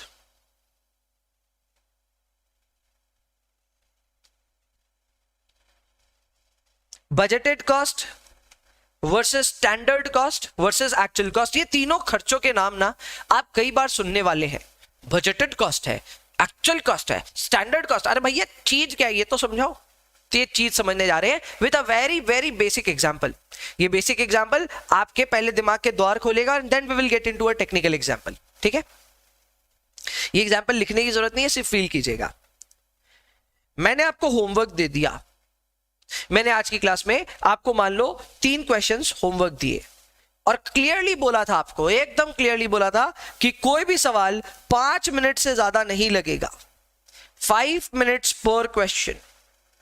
क्योंकि आमतौर पे ना जब भी होमवर्क देते हैं बच्चे लोग बोलने लग जाते हैं, अरे सर प्लीज होमवर्क मत दो, टैक्स में भी मिल गया, इसमें भी मिल गया, उसमें भी मिल गया। आमतौर पे आता ही है, अकाउंट्स में तो मिलता ही रहता है। बच्चे बोलते हैं भैया बहुत होमवर्क है, प्लीज होमवर्क मत दो। तो मैंने खुद चला के बोला, अरे नहीं भाई, मैं सिर्फ जो 3 क्वेश्चन दे रहा हूं, तुम्हारा 5 मिनट से ज्यादा समय इसमें नहीं लगेगा। सो प्लीज मेरे लिए 15 मिनट का होमवर्क करके आना। जैसे तैसे आप ले गए होमवर्क। अगले दिन आप मेरे पास आए और आकर के मेरे को बोले भैया शाबाशी दो, भैया शाबाशी दो। मतलब क्या बात का भाई? बोल रहे आपने बोला था 15 मिनट पढ़ने को ना, मैं 30 मिनट पढ़ के आया। मैंने माथा पकड़ लिया, बोले यार ये गलत किया। क्यों गलत किया? क्योंकि मैंने अपनी कैलकुलेशन करी थी 15 मिनट में आपका काम होना चाहिए था। आप अगर उसमें 30 मिनट्स लगा रहे हो तो कहीं ना कहीं आपने अपना टाइम वेस्ट किया है। मैं माथा पकड़ के बैठा हूं कि यार ये बच्चे ने क्या किया, मैंने बोला 15 मिनट लगाने को, ये आधा घंटा लगाया, टाइम वेस्ट किया। टाइम तो सबसे ज्यादा इंपॉर्टेंट है, ये गलत किया भाई। आप बोल रहे भैया गणित समझ में ही नहीं आ रहा आपका, थोड़ा ढंग से समझाओ। मैं बोला पहले तो काम दिखाओ कितना करके आया है। आपने बोला भैया 2 क्वेश्चन ही बना पाए, टाइम ही नहीं मिला। 2 क्वेश्चन बनाने में ही भैया 30 मिनट्स लग गया, तीसरा क्वेश्चन तो भैया पढ़े भी नहीं। मैं बोला अरे भाई ये लड़का तो गया बीता है। मतलब क्यों गया बीता? क्यों भैया? अरे गया बीता इसलिए क्योंकि आपको मैंने काम दिया था पहले तो 15 मिनट का। सो मैंने आपके लिए घर जाने से पहले ही एक टारगेट सेट किया था, कितने मिनट का? 15 मिनट का। वो आपके लिए था बजट। क्या था? बजट। बजट क्या होता है मैं आपको बताता हूं। कोई भी काम शुरू करने से पहले ही अगर आपको कोई एस्टीमेट मिल जाए तो वो आपके लिए बजट हो जाता है। अब आप खुद देख लो, घूमने गए हो कभी दोस्तों के साथ? हाँ। मम्मी ने क्या आपको एक नियमित पैसे दिए? हाँ।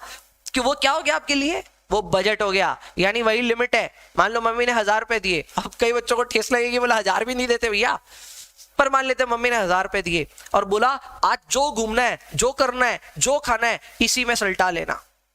तो वो 1000 आपके लिए क्या हो गया? बजट। घूमने जाने से पहले आपको पता है कि आपका 1000 रुपए से ज्यादा खर्चा नहीं होना चाहिए। कई बात समझ में आई? हाँ भैया समझ में आई। अब ये तो समझ में आ गया कि 15 मिनट का मैंने आपको जो टास्क दिया वो तो बजट है। लेकिन आप क्या किए पता है? आपको जो मैंने टारगेट दिया था वो टारगेट क्या आपने अचीव किया? 3 क्वेश्चंस का? नहीं। आपने अपनी क्वांटिटी सिर्फ 2 क्वेश्चन तक सीमित रखी और उसमें आपने लगा दिया 30 minutes. So your actual time spent is 30 minutes. I asked you for 15 minutes time but you have spent 30 minutes. तो मैं जब आपको डांट रहा था तो आप बोले भैया 15 मिनट खराब किया, उसके लिए इतना डांट रहे हो। मैं बोला तुमने 15 मिनट खराब नहीं किया, तुमने ज्यादा मिनट्स खराब किए। यू आस्क मी हाउ, मतलब कैसे? समझाओ तो सही। तो मैं समझा रहा हूं कि भाई 15 मिनट तो तब खराब होता ना जब जितना काम दिया गया है उतना आप करके भी लेके आते। अरे भाई आप तो काम भी कम करके लेके आए हो। तो इसका मतलब क्या है भाई? 2 क्वेश्चन मेरे हिसाब से तो 5-5 मिनट के थे ना, तो 2 क्वेश्चन करने में 5 मिनट करके तो ये 10 ही मिनट लगने चाहिए थे, जिसके मुकाबले आपने 30 मिनट्स लगा दिए। Now here is my point कि आपने जो समय लगाना चाहिए था उसे हम कहते हैं स्टैंडर्ड टाइम। आपने जो समय एक्चुअल में लगा दिया उसे हम कहते हैं एक्चुअल टाइम। बजट तो बात ही छोड़ो, बजट में जो बात हुई थी वो तो आपने पालन ही नहीं किया। मैंने बोला था 3 सवाल बनाने को, 3 बना के लेके आए क्या आप? नहीं लेके आए ना, उसकी बात मत करो। अब मुझे बताओ कितना टाइम वेस्ट हुआ आपका इस पूरे खेले में, इस पूरे सिलसिले में कितना टाइम वेस्ट हुआ? क्या आप अभी भी 15 मिनट बोलोगे कि 20 मिनट बोलोगे? भैया आप 20 बोलेंगे। अब समझ में आ रहा है थोड़ा थोड़ा? यानी बजट का क्या रोल होता है समझो। बजट कोई भी काम देने से पहले कैलकुलेट किया जाता है, लेकिन काम कितना हुआ उसके बेसिस पे यह डिसाइड किया जाता है कि ज्यादा लग गया टाइम कि कम लगा या जो भी। तो उसमें क्या होता है ना, बजट की इंफॉर्मेशन को यूज कीजिए आप, लेकिन उससे कैलकुलेट कीजिए स्टैंडर्ड वैल्यूज।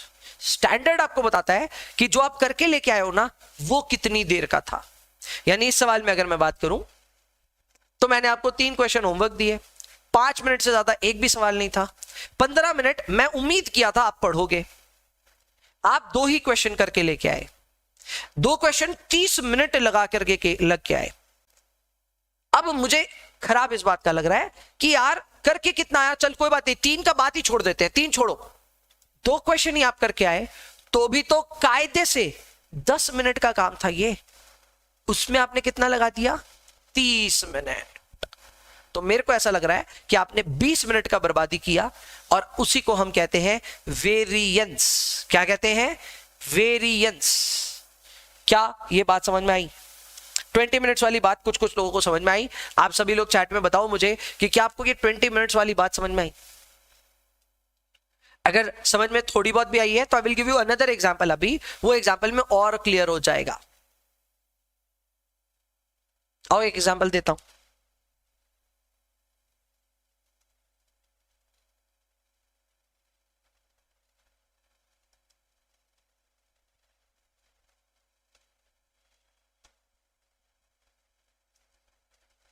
आपने एक फैक्ट्री खोली, फैक्ट्री खोलते ही आपका टारगेट यही था कि इस साल हम 10,000 यूनिट्स बनाएंगे किसी प्रोडक्ट का। आपका यह भी टारगेट था कि ये जो 10,000 यूनिट्स बनेगा ना, ये बनेगा एट 10 रुपीज पर यूनिट। आप ये बनाओगे, ये आपने अपने लिए बजट में तय कर लिया था।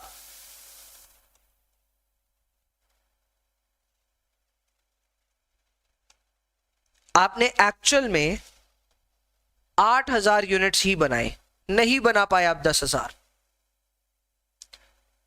और इसको भी बनाने में आपको जो एक्चुअल खर्चा लग गया वो लग गया 95,000 रुपीज का।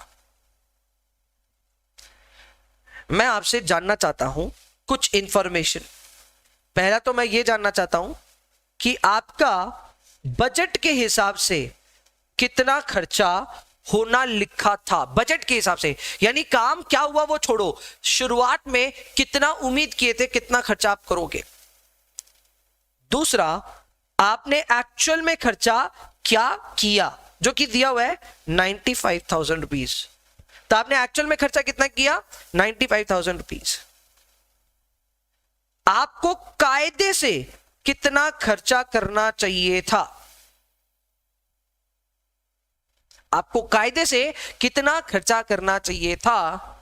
और चौथा, आपने कितना एक्स्ट्रा खर्चा कर दिया, जिसको हम कहते हैं वेरिएंस।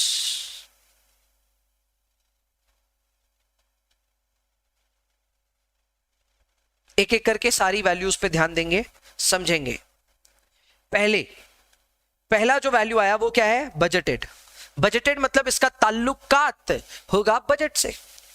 तो बजट में क्वांटिटी लिखी थी 10,000 और उसको बनना लिखा था 10 रुपए पर यूनिट के हिसाब से।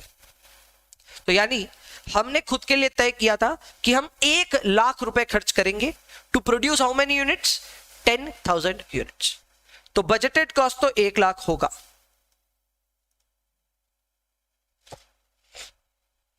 परफेक्ट है भैया, यहां तक एक्चुअल भी दिया हुआ है, 95,000 का खर्चा हुआ है, तो 95,000 भी सही है। अब बात आती है कायदे से कितना खर्चा लगना चाहिए था, गिवन कि आपने 8,000 यूनिट ही बनाए, तो ये कायदे से कितना खर्चा लगना चाहिए था। मैंने आपके लिए तय किया था कि भाई 10 रुपए में 1 यूनिट बना देना, और मैंने ये भी बोला था 10,000 यूनिट बनाना। नहीं बना 10,000, बना ही कितना, 8,000। तो भाई ये 8,000 भी कायदे से कितने खर्चे में बन जाना चाहिए था। What would be your standard cost, please tell me that.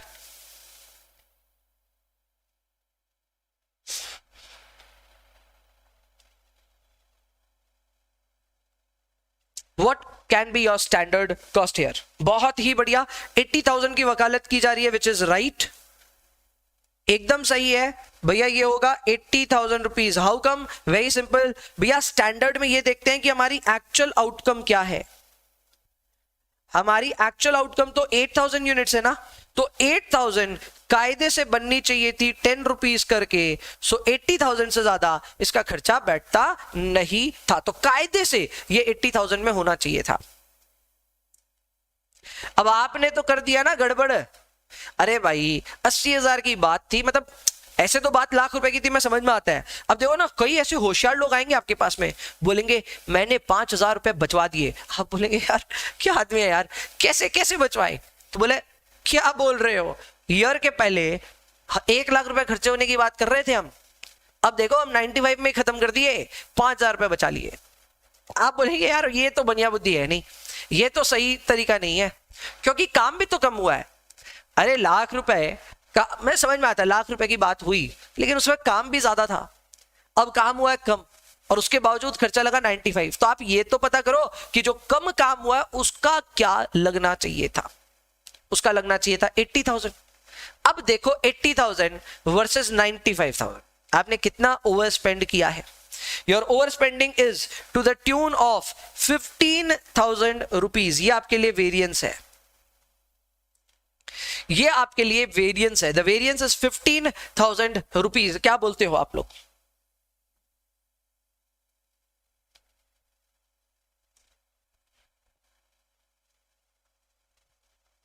Perfect, 15,000 तक कुछ बच्चे पहुंचे हैं।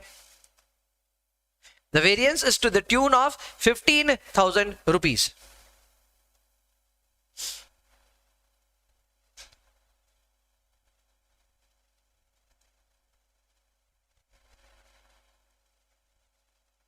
अग्री? ओके, यानी आपने 15,000 रुपए का एक्स्ट्रा खर्चा कर दिया। नाउ आप कंपेयर किसको किसको किए, एक बार फिर से ध्यान देना। एक्चुअल को कंपेयर किए और स्टैंडर्ड को कंपेयर किए। कभी भी कंपैरिजन एक्चुअल और बजट का मत कीजिएगा। एक्चुअल और बजट का कंपैरिजन करना गलत है। कंपैरिजन हमेशा होता है एक्चुअल कॉस्ट का और स्टैंडर्ड कॉस्ट का, ये बात याद रखना, ठीक है। हमेशा कंपैरिजन किसका होता है? एक्चुअल का और स्टैंडर्ड का। बजट के साथ इसका कोई लेना देना नहीं है। डन? और एक एग्जांपल लो।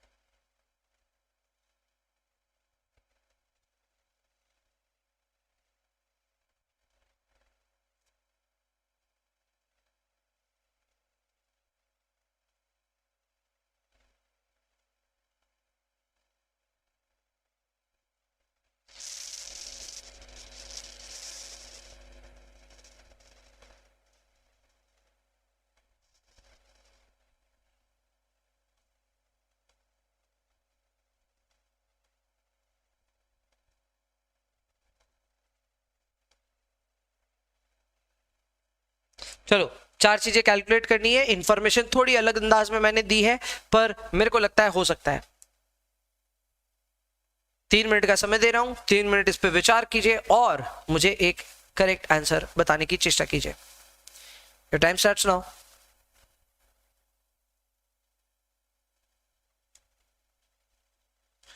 ओके, यहाँ पे रिजल्ट्स भी आ रहे हैं तो मैं लिखते जाता हूं। बजटेड कॉस्ट के लिए 25,000 बोला गया है, विच इज करेक्ट। चलो ठीक है, ये सही है।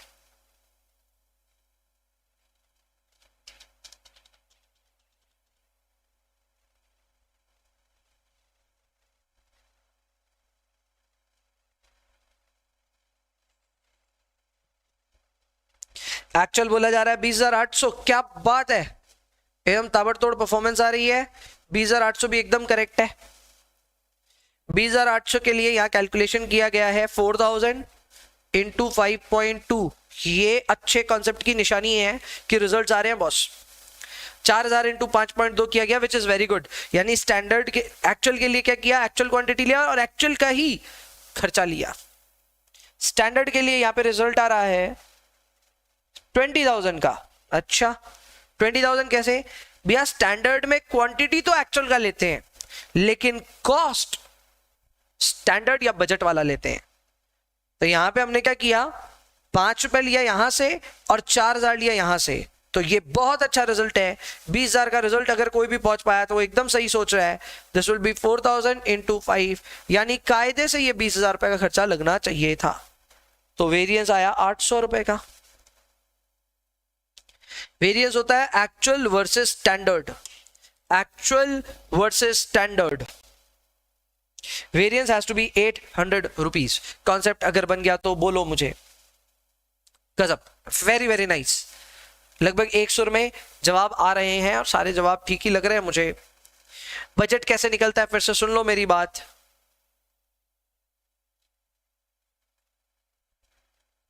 बजटेड कॉस्ट के लिए हम बजटेड क्वांटिटी ही लेते हैं और एक्चुअल में बजट में जो सेट करते हैं ना हम खर्चा, उसको हम कहते हैं स्टैंडर्ड कॉस्ट पर यूनिट। ठीक है, यानी यहां पे जो 5 रुपए की बात हम कर रहे थे ना, उसको हम कहते हैं, हालांकि वो बजट होता है, ठीक है, उसी को हम स्टैंडर्ड बोलते हैं। The word is standard. क्यों? क्योंकि this has been the standard fix for the entire year. Budget में जब बोल देता है कि 5 रुपए पर यूनिट से ज्यादा नहीं लगना चाहिए, तो ये आपके लिए क्या बन गया, ये आपके लिए बन गया स्टैंडर्ड। इसलिए इसको हम कहते हैं standard cost per unit. So budgeted quantity into standard cost per unit होता है बजटेड कॉस्ट। एक्चुअल कॉस्ट के लिए एक्चुअल क्वांटिटी ही लेते हैं और एक्चुअल कॉस्ट पर यूनिट से मल्टीप्लाई करते हैं। स्टैंडर्ड कॉस्ट के लिए लेते तो एक्चुअल क्वांटिटी है पर मल्टीप्लाई करते हैं with standard cost per unit, क्योंकि हमको यहां कैलकुलेट करना है कि कायदे से कितना खर्चा लगना चाहिए था। और आखिर में जो वेरिएंस चाहिए, वेरिएंस होता है standard cost minus actual cost. तो अपने इस सवाल के हिसाब से यहां पे रिजल्ट्स क्या क्या है डिस्कस कर लेते हैं। इस सवाल में बोला गया था 5,000 यूनिट्स बनाओ, क्या भाव पे, 5 रुपए के भाव पे। तो 25,000 25,000 आपका बजटेड कॉस्ट आया था। यहां पे हमने बनाए 4,000 at the rate of what 5.2, तो यहां रिजल्ट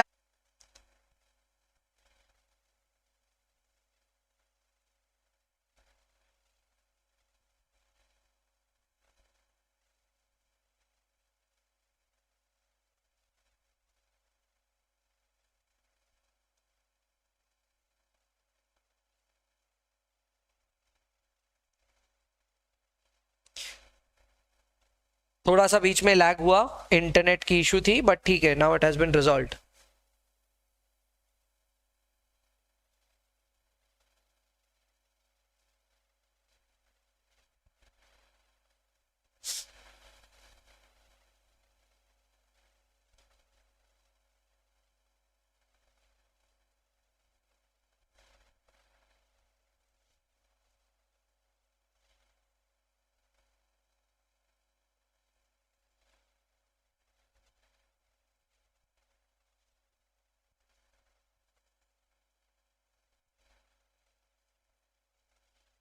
ठीक है, ये डन हो गया, समझ में आ गया, कॉन्सेप्ट क्लियर है।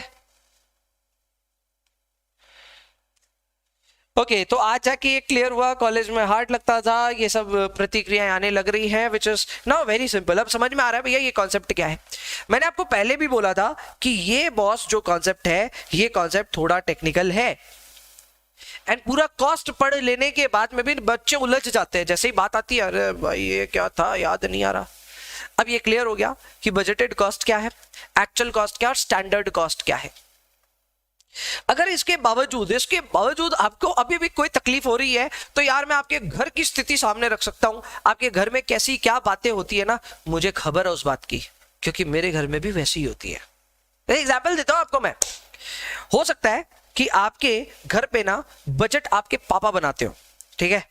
तो पापा ने मान लो बजट बना दिया घर पे कि महीने का 20,000 रुपए से ज्यादा खर्चा हुआ तो देख लेना।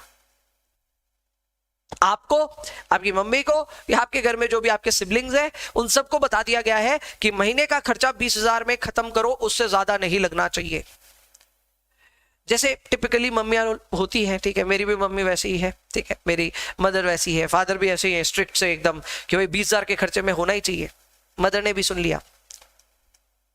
महीना बीता और एक्चुअल खर्चा हो गया 35,000 रुपए महीने। आप सोचो, मतलब बजट बनाने वाले की एक बार स्थिति सोचो। बजट बनाया 20,000 का, खर्चा हो गया 35,000। भाई क्या सिचुएशन है ये। मतलब कभी कभी तो मुझे भी सोच आती है कि यार मतलब पापा लोग कैसे डील करते होंगे ऐसी सिचुएशन से। So as usual पापा जाएंगे और जाकर के बोलेंगे what is this, the budget was 20,000, the actual expenditure is 35,000। इतना ज्यादा बड़ा वेरिएंस। तो मम्मी लोग कैसे डील करती है इससे? मम्मी लोग बोलती है एक मिनट, आपने जो तय किया था वो था बजट।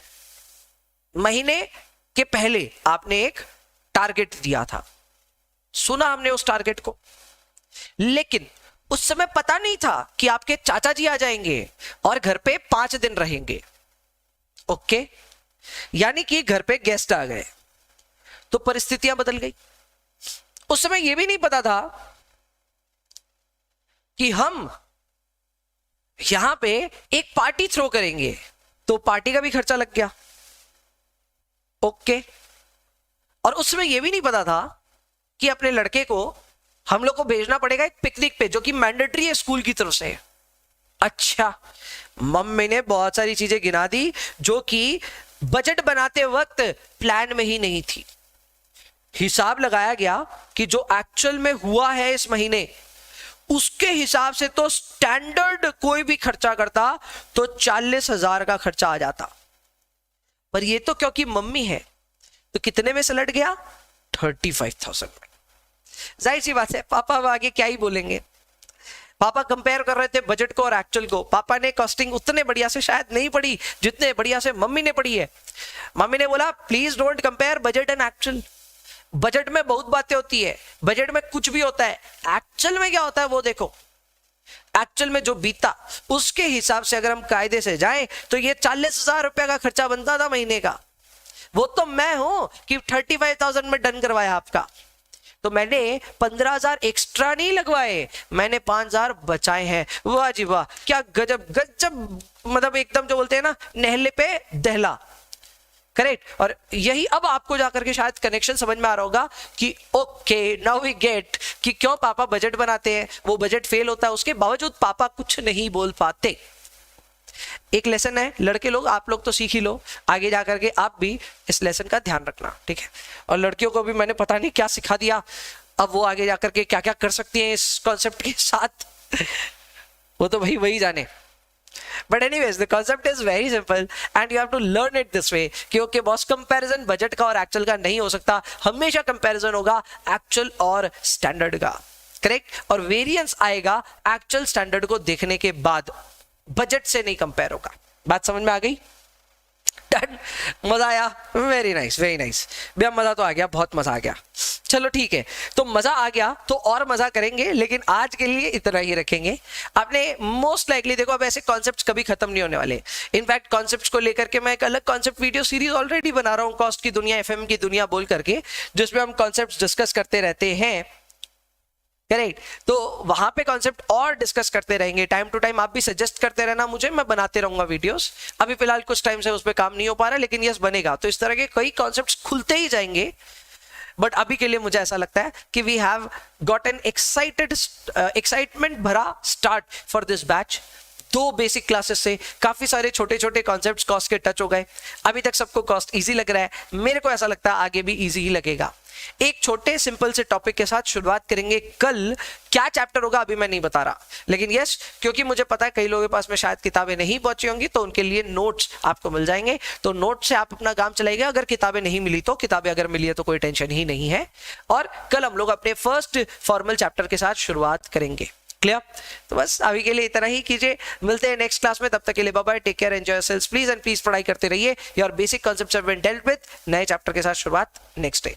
चलो bye bye, enjoy yourselves, no homework. और बात बाकी ये भी मैं बता देता हूं, ठीक है? अच्छा, यहाँ पे बच्चे बोल रहे हैं सर ये टैलेंट खतरनाक है, 1000 की चीज 250 में लाना। हाँ ये बात तो है, बार्गेनिंग तो एक अलग ही चीज है, तो वो तो करते ही है मम्मी लोग। बट यस, ये बातें हैं भाई कि कॉन्सेप्ट्स बहुत सारे ना, मैं एग्जांपल हमेशा ऐसे सेट करता हूं जो आप आमतौर पे ना अपने घर पे, अपने किचन में, अपने परचेजिंग के दौरान फील करते हो कि हाँ यार ये हो रहा है।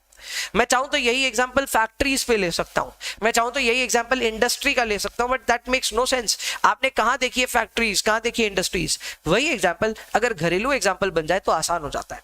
तो मेरा हमेशा टारगेट यही रहता है कि ऐसे सिंपल से कॉन्सेप्ट्स मैं आपके लिए लेकर के आऊं। इन्हीं कॉन्सेप्ट्स को आगे और दोहराते रहेंगे, करते रहेंगे। कुछ क्लासेस यूट्यूब पे अभी भी स्ट्रीम होंगी, याद रखिएगा। तो अभी मैंने भी तय नहीं किया, लेकिन कुछ क्लासेस हम यूट्यूब पे स्ट्रीम करते रहेंगे, and then we will go into our app exclusively for enrolled students. Enrolled students के लिए ऑब्वियसली ऐप इंस्टॉलेशन वगैरह सब होया हुआ है, क्लासेस वहां पे शुरू हो जाएंगी। And at the same time कोई भी टेक्निकल क्वेरी वगैरह आपको पता ही है कि कैसे कांटेक्ट करना है। इसी वीडियो के नीचे डिस्क्रिप्शन वगैरह लिंक है, और वहां से आप हमें कांटेक्ट भी कर सकते हैं।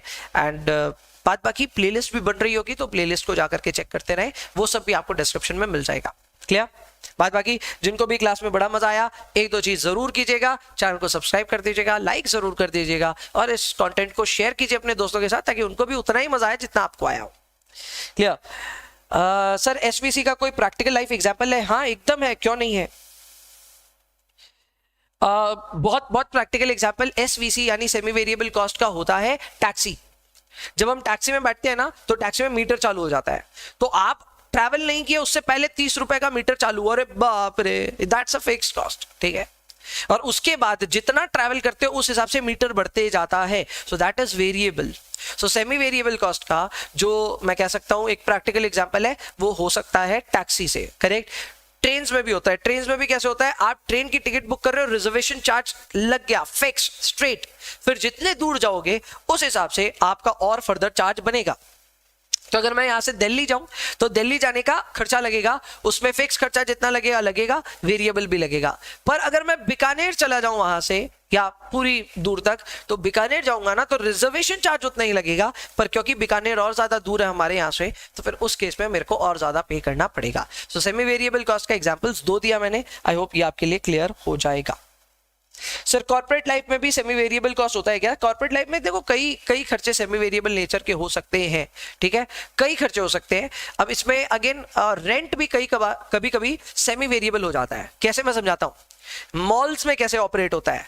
मॉल्स में कभी आपने नोटिस किया कि क्यों मॉल में कोई भी अगर स्टोर से आपको खाना खाना है, फूड कोर्ट की बात कर रहा हूं, तो आपको ना सेंट्रलाइज्ड कार्ड लेना पड़ता है, ठीक है? आजकल तो खैर यूपीआई वगैरह सबसे हो जाता है, बट पहले तो एकदम यही मैंडेटरी था कि अगर आपको कुछ खाना है तो फूड कोर्ट का एक अलग से कार्ड बनवाइए। वो कार्ड का अलग से कोई चार्ज नहीं है, लेकिन पैसे भरवा करके उसी से लेना है। क्यों? ताकि जो ओनर है ना उस मॉल के, उनको पता रहे कि कौन सी दुकान में कितनी सेल होती है। ये रीजन पता है क्यों? ये रीजन इसलिए है क्योंकि उनकी जो रेंटल अरेंजमेंट होती थी वो फिक्स प्लस वेरिएबल होती थी। तो थोड़ा तो फिक्स लेते थे उनके स्टोर से, और थोड़ा सेल्स पे डिपेंडेंट होता था। इसीलिए सेल्स का डेटा कैसे मिलेगा? एक कार्ड बनवा दो, कौन सी दुकान में कितनी सेल हुई अपने को अंदाजा रहेगा, तो उसी के अकॉर्डिंग रेंट का जो कैलकुलेशन होगा वो हो जाएगा। है ना इंपॉर्टेंट कॉन्सेप्ट, गजब का कॉन्सेप्ट। ये सेमी वेरिएबल कॉस्ट का एग्जांपल है, बेसिक एग्जांपल है, कुछ भी खास इसमें नहीं है। क्लियर? ओके भैया, आज नई चीज जानी हमने। हाँ जी, परफेक्ट।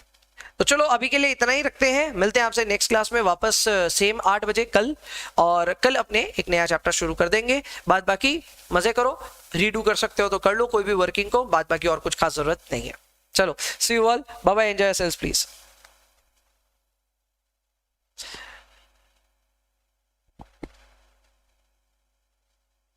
क्लियर? चलो। Bye bye.